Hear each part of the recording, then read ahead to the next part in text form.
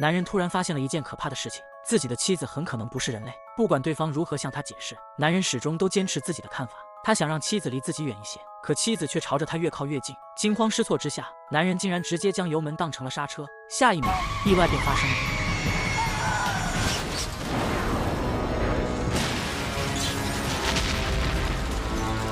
遭遇了这种惨烈的车祸，本以为两人都已经命丧当场，可离奇的事情发生了。只见一名女人竟突然从烈焰中走了出来，而且身上还没有任何伤口，而她正是不久前坐在副驾驶的女人。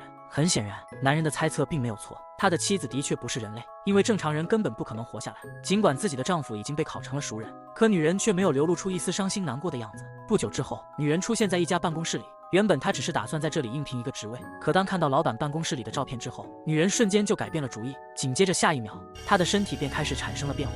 当老板诺曼来到办公室以后，整个人顿时就愣在了原地。Call me Addie。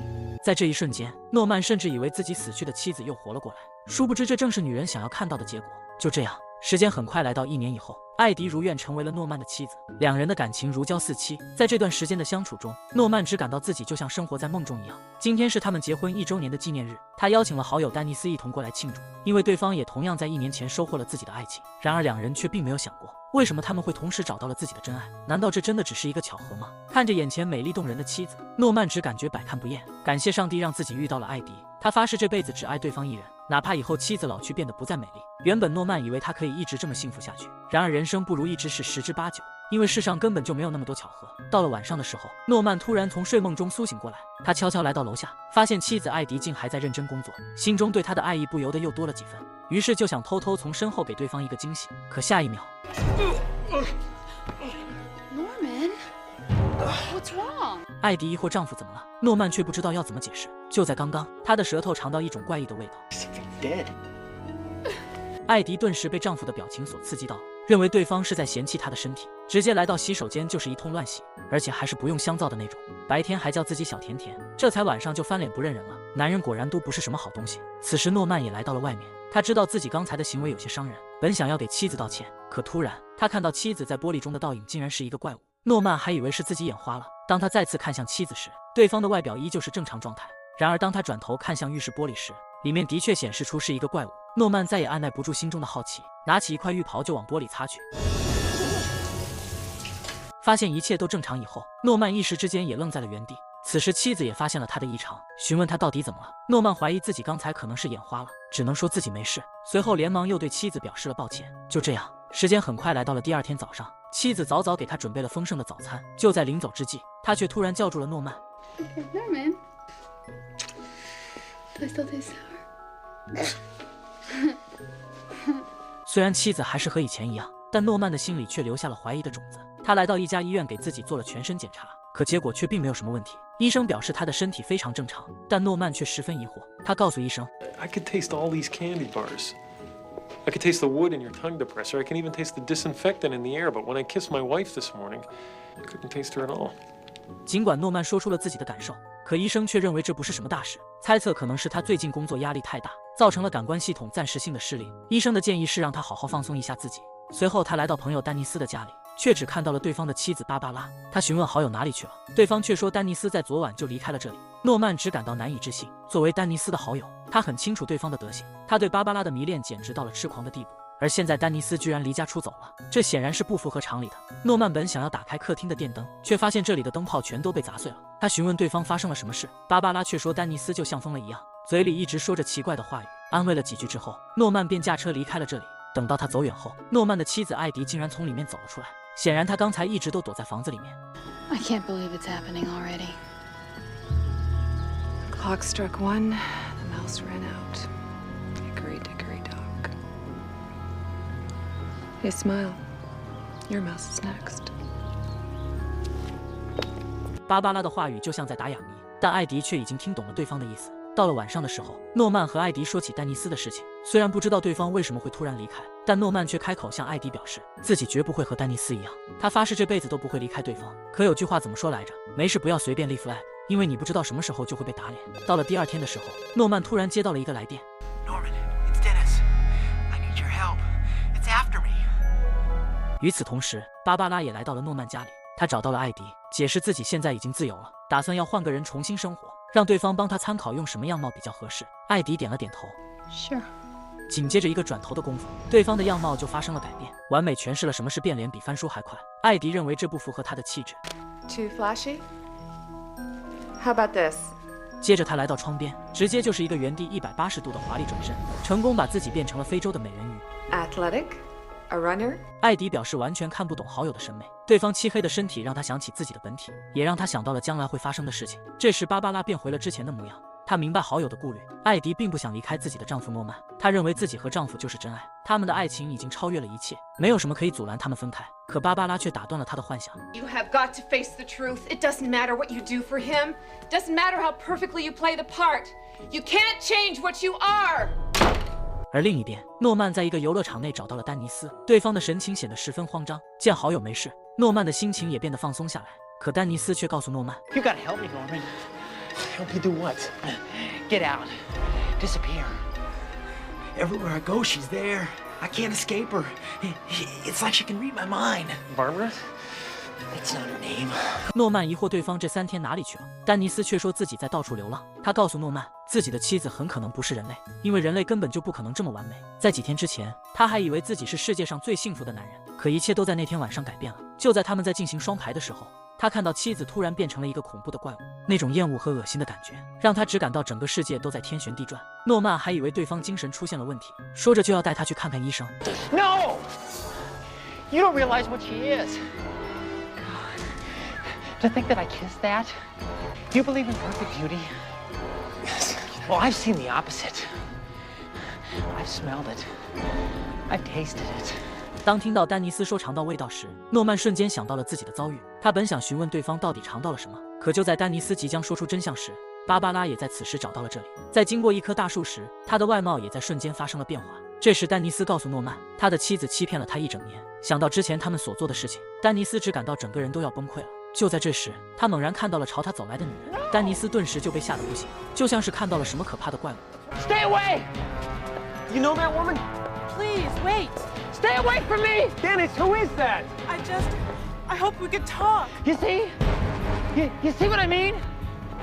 God, how can you look at it? 可在诺曼眼中，对方只是一个陌生的女人。 What are you talking about? 眼见女人朝他越来越近，丹尼斯再也无法忍受，他快速来到了马路上。可下一秒，突如其来的意外让丹尼斯当场领取了盒饭，直接就比别人少走了50年的弯路。诺曼简直不敢相信这一切，刚才还活蹦乱跳的好友，此刻却已经彻底躺平了。当他看向刚才的那名女人时，对方却已经消失不见了。可丹尼斯临死前的话语，还是让诺曼想到了某些事情。在葬礼上的时候，诺曼假借安慰的机会，在拥抱的过程中仔细嗅着芭芭拉的气味，可却并没有发现什么不对。但他异常的表现却引起了妻子的注意。到了晚上的时候，两人正准备要一起日常上分，可就在关键时刻，意外却突然出现了。诺曼瞬间就被吓得偃旗息鼓，刚才的感觉太过真实，他甚至怀疑自己摸到一个怪物。哪怕妻子不停对他安慰，诺曼都没有了任何反应。作为一名30多年的老司机，就在刚刚，他的引擎就这么彻底熄火了。诺曼再次找到了医生，解释自己昨晚遭遇的事情。他不知道自己到底怎么了。每次他想要和妻子进行双排时，对方的身体突然就会发生诡异变化，那是一种黏糊糊的触感，就像抓在了一团臭烘烘的烂泥上。这种感觉让他感到异常厌烦和恶心。听完他的说法后，医生给出了一个结论：歇斯底里失明症，也可以说是一种癔症。诺曼有些不理解，自己怎么突然会患上这种心理疾病？可医生也无法解释，他不是心理医生，猜测可能是因为某种负罪感或者情绪上变化引起的。医生安慰诺曼放松心情，把这一切当作是幻觉就好。等到了晚上的时候，诺曼回到了家里，可奇怪的是，明明现在时间还很早，可家里的客厅却是一片漆黑。就在他疑惑之际，妻子竟突然给他准备了一个派对。尽管所有人都在羡慕他娶了一个好妻子，可诺曼的心情却依然高兴不起来，因为妻子的行为实在太过反常。他最好的朋友在不久前才去世，这才过了几天，对方就在家里搞起了这种聚会。心情烦闷的诺曼只好来到了阳台上，同事劝他想开一些，他的妻子也只是想让他高兴起来，可诺曼却不这么认为。Never have people over. So, why a party? Why tonight? 同事刚想让他把问题说出来，不料诺曼却被瞬间激怒。Problems? What the hell do you know about my problems? My best friend just got killed right in front of me because of something. 可说着说着，诺曼突然又想起了不久前发生的事情，他开始对妻子产生了一些怀疑。那些酸涩的味道，那种怪异的触感，让他感觉是那么的真实，就像一个完美的东西突然拥有了瑕疵，这让他实在难以接受。等到派对结束之后，诺曼的神情已经有些醉了，接二连三的遭遇一些事情，朋友的离世，加上自己又被诊断为重度心理疾病，他的情绪也已经有些绷不住了。Daddy, I'm so sorry. I've thought terrible things about you. But you do everything right. I couldn't ask for more. I feel like I really am going crazy. 眼见丈夫说出了心里话，艾迪安慰他应该放松一下，或许他可以去一些岛屿游玩，比如去钓钓鱼或者潜水什么的。他们可以挑选一个阳光晴朗的日子，一起去享受那种夏日的美好时光。 Maybe you're right. Yeah. 在妻子的安慰下，诺曼的心情也变得放松不少。这时妻子表示要去给他做些吃的，诺曼这时也反应了过来，感叹妻子实在太过贴心，他今晚光顾着喝酒了，现在一说还真有些饿了。他拿起朋友送过来的礼物，发现里面是一个俄罗斯套娃，无聊之下便开始摆弄起来。可突然，诺曼的耳边又听到了一阵声响，他怀疑自己可能又出现了幻听，但最终还是忍不住的转头看去。没有人知道他看到了什么，直到妻子的声音突然打断了他的幻想。Norman, do you want some? 这时妻子也发现了丈夫的不对劲，疑惑他到底怎么了。 Norman, what is it? Norman, what's wrong? I don't know. God, I don't know. 妻子被诺曼的表情刺激到了，整个人顿时委屈的不行。她不明白自己哪里做错了，惹得丈夫对她这么嫌弃。诺曼也不知道自己是怎么了，妻子的声音明明听起来不是这样的。It didn't sound like that. It's all in my head.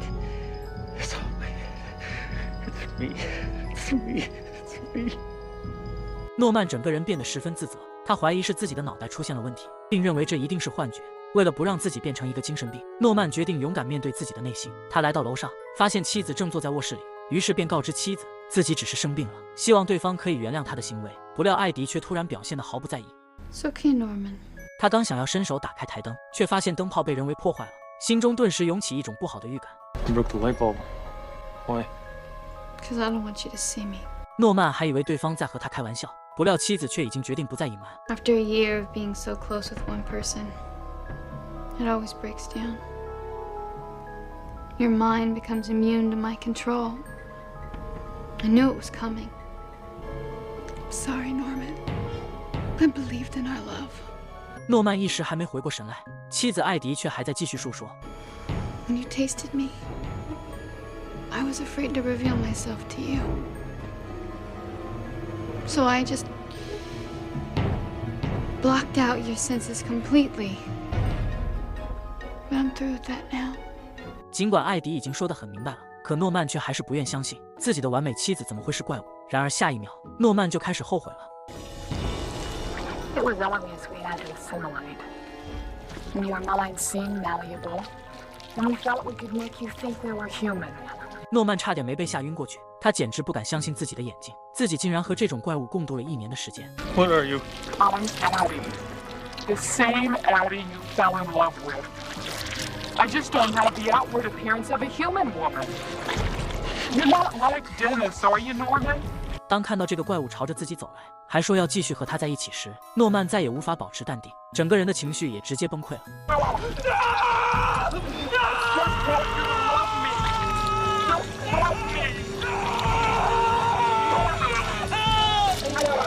画面一转，诺曼被强制绑在了一张病床上。